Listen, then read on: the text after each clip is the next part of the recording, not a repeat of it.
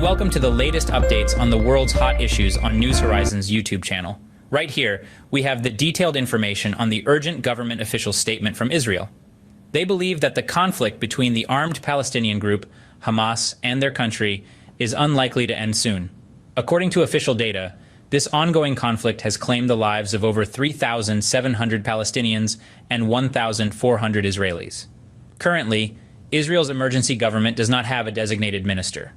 The defense minister, on October 18th, warned that the conflict between Hamas and Israel is unlikely to end soon. He also cautioned that large-scale clashes could spill beyond Gaza. Speaking at the funeral of a top regional council head, who is believed to have been killed by Hamas forces, he predicted that the fighting may last for months, and the rebuilding process will take several years. Only when this process is completed can we claim victory. He also mentioned the chaotic situation at the Israel-Golan Heights border, with the homeland of the Hezbollah group. Furthermore, Israel also controls a part of the Golan Heights, which Syria claims sovereignty over. Israel's objective is not only to defeat Hamas, but also to make the southern region a paradise. He said, "After we win on any front, we will dedicate ourselves to the reconstruction." Meanwhile, speaking to Israel's Channel 12, Gadi Sham, the former commander of the IDF's Gaza division, stated that the United States, a key ally of Israel, is expecting us to eliminate Hamas. The information suggests that the Israeli military may be able to complete its mission within 6 to 8 months. Nevertheless, when it comes to the duration of the conflict, former CIA Director David Petraeus warned that Israel's ground operation in Gaza could turn into a prolonged ordeal. He referred to the 1993 bloody battle involving U.S. forces in the capital of Somalia. The Israeli Foreign Ministry has evacuated its personnel from its embassies in Rabat and Cairo due to pro-Palestine demonstrations amid the ongoing conflict with Hamas. Protests were also organized outside Israeli representative offices in Cairo and Morocco, as well as Israeli embassies in other cities worldwide. In the wake of the bombing of Al-Aqsa Hospital in Gaza, which resulted in at least 471 deaths and 314 injuries, protests in support of Palestine erupted in various locations, including Tunis, Libya, Lebanon, Germany, Iraq, Turkey, Jordan, Iran, Syria, Kuwait, and other countries. Consequently, the Israeli government has bolstered security at its diplomatic missions worldwide. In Tunis, thousands of people protested against Israel's attacks on Gaza. According to AFP, they accused Israel of causing death by firing missiles at hospitals in Gaza. Furthermore, this attack was cited as the cause of significant protests in Misrata and all major cities in Libya on October 17th. Local demonstrators accused Arab leaders of failing to support the Palestinian people, calling for the expulsion of ambassadors from Western countries perceived as supporting Israel's aggressive actions. They also demanded that the Green Stream pipeline not be used to transport oil and gas from Libya to Europe.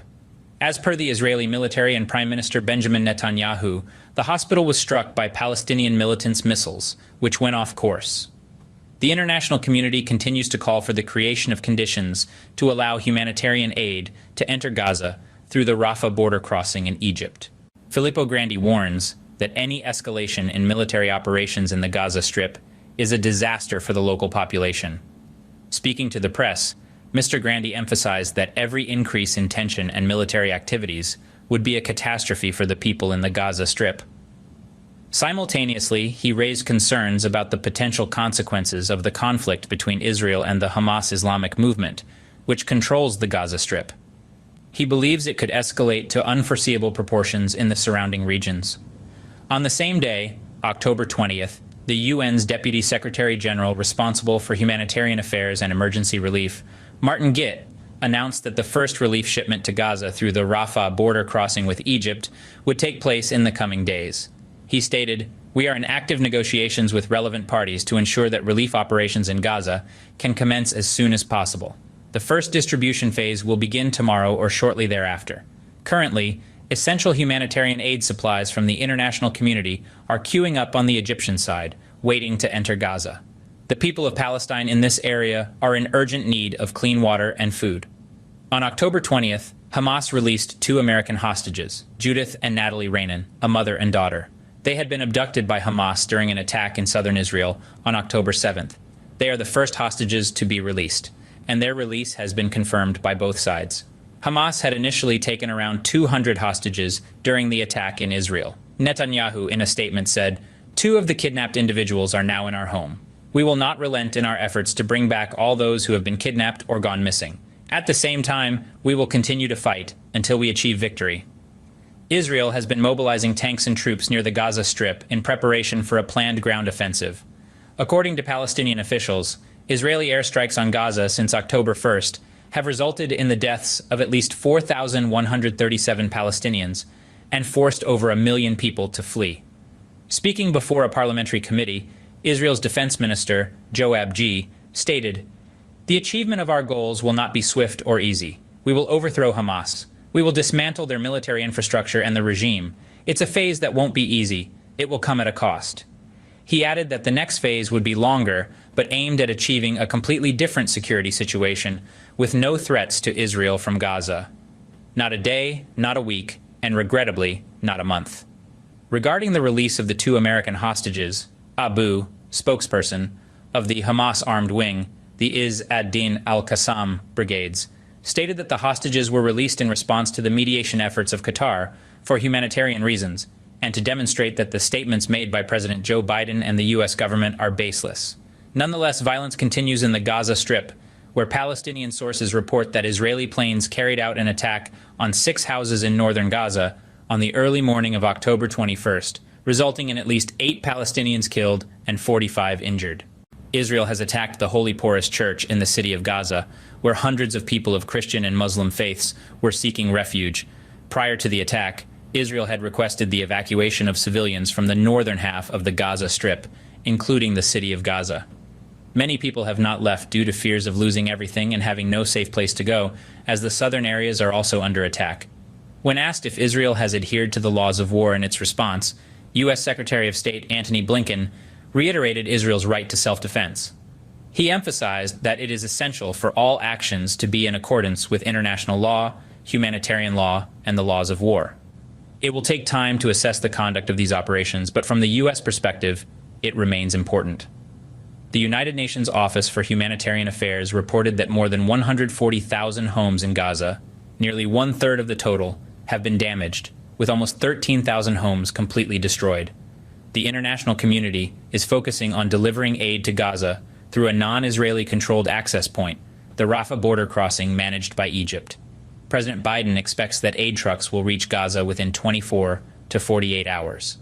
UN Secretary General Antonio Guterres visited the Rafah border crossing on the Egyptian side and called for a significant number of trucks to enter Gaza daily, expediting the process of inspecting goods that Israel requires to prevent aid from falling into the hands of Hamas.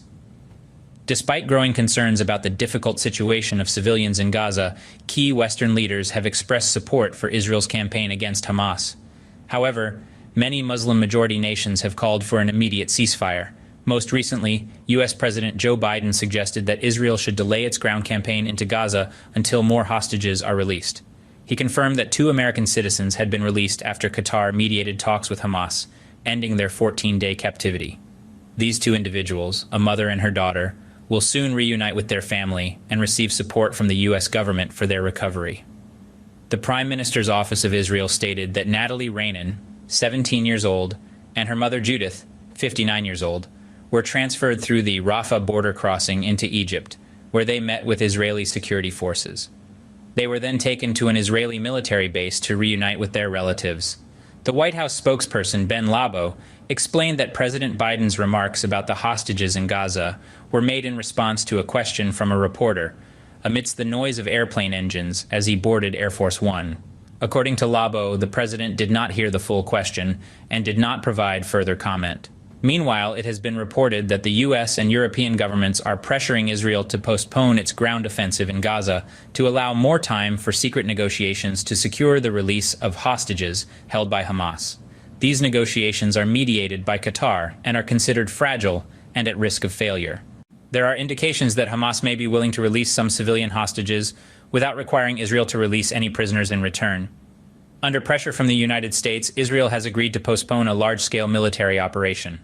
The Israel Defense Forces, IDF, announced plans to launch a ground offensive in Gaza, and Prime Minister Benjamin Netanyahu and other officials predicted a difficult and protracted battle with various armed Palestinian factions. During a press conference in the capital, Tel Aviv, an IDF spokesperson stated that tens of thousands of soldiers are fully prepared to enter Gaza. The IDF has also confirmed that 203 Israelis have been captured in Gaza, with approximately 100 still missing. Israel's Defense Minister, Yoav Gallant, hinted at an impending ground attack in a statement to his country's soldiers along the Gaza border. He mentioned that orders would be issued, and soldiers would soon be visible in Gaza. Israel has taken measures to evacuate its embassies in several countries in the region, including Jordan, Morocco, Egypt, and Turkey. The Israeli Ministry of Foreign Affairs has also instructed 20 of its embassies worldwide, particularly in Europe and Latin America, to remain indoors due to security concerns related to the ongoing conflict in Gaza. In response to Israel's statements, the armed Palestinian factions in Gaza have asserted that they are prepared for a protracted battle and have threatened to turn Gaza into a graveyard for Israeli occupying forces. These statements were made in a declaration issued on the evening of October 19th. A spokesperson for Hamas, the Islamic militant resistance movement, stated that their forces still control developments on the battlefield. They are ready for a prolonged conflict with Israel to protect Jerusalem and the Al-Aqsa Mosque. The conflict between Israel and Hamas erupted on October 10th after Hamas launched a military operation, codenamed Sword of Al-Quds, targeting areas of Israel around Gaza. As the situation between Israel and Hamas continues to evolve, we will be here to keep you updated on all the latest developments. This ongoing conflict has the world's attention, and it's crucial that we stay informed. Remember, knowledge is power. Thank you for watching and joining us in this journey of understanding. If you found this video informative, please give it a thumbs up. Don't forget to subscribe to our channel and hit the notification bell so you won't miss any of our future updates. Let's continue to learn, grow, and understand together. Stay safe, everyone.